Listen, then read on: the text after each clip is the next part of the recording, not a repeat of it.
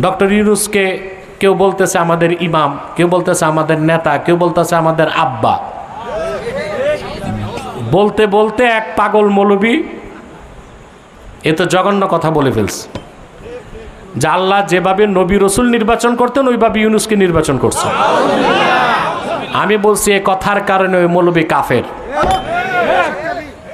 মুসলিম শরীফের হাদিস, রাসূল করিম সাল্লাল্লাহু আলাইহি ওয়াসাল্লাম ইরশাদ করেছেন, এমন একটা সময় আসবে সকালে মুমিন বিকালে কাফের, বিকালে কাফের সকালে মুমিন।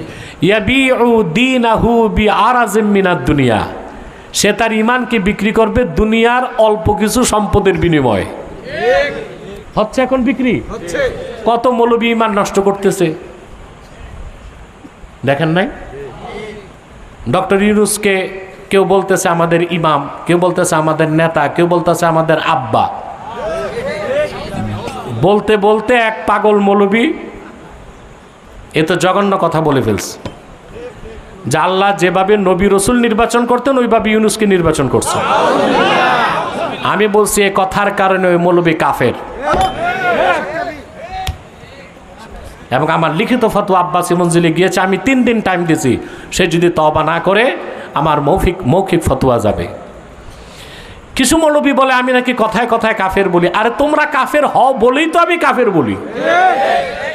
আচ্ছা ভাই, ডাক্তার যে রুগীরে বলে তোমার ক্যান্সার হয়েছে, ডাক্তার বলার কারণে ক্যান্সার হয় না ক্যান্সার দেখা ডাক্তার বলে ক্যান্সার হয়েছে? তা আমি বলার কারণে ওরা কাফের হয় না কাফের হওয়াতে বলি? মাওলানা আশরাফ আলী থানভী রহমতুল্লাহ বলছেন, উলামায়ে কেরাম কিসি কো কাফের नहीं बनाते, কাফের বলতে হয়। আলেমরা কাউরে কাফের বানায় না, কাফের বলে। তো যে কাফের হয় নিজের দোষী হয়। চিন্তা করেন, হারামজাদা মৌলবী সামান্য কিছু পয়সার বিনিময়ে কত বড় কুফরটা করছে। তাই বলে তুমি ইউনূস সাহেবকে নিয়ে এমন কথা বলবা কেন যেটা আমাদের অনুভূতিতে আঘাত দেয়?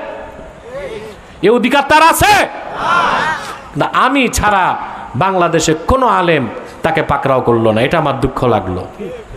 আমরা এত ভয় পাই কেন? সবার সমর্থন আছে আমার সাথে, বলতেছে না কেউ। মনে করে যদি আবার অ্যারেস্ট করে জেলে নেয়। আরে ভাই, আমি তো মনে করি কবরের চেয়ে বড় জেলখানা নাই, ওখানেই তো থাকতে হবে। তো 14 শিখের জেলখানা ভয় করে লাভ কি? যতক্ষণ বেঁচে আছি সত্যের পক্ষে কথা বলে যাব। যদি সত্যের পথে মৃত্যু আসে শাহাদাতের সৌভাগ্য নসিব হবে। আর যদি আল্লাহ তাআলা কিসমত ভালো রাখেন, বিজয়ের মালা আল্লাহ ইমানদারদের গলায় পরিধান করাবেন।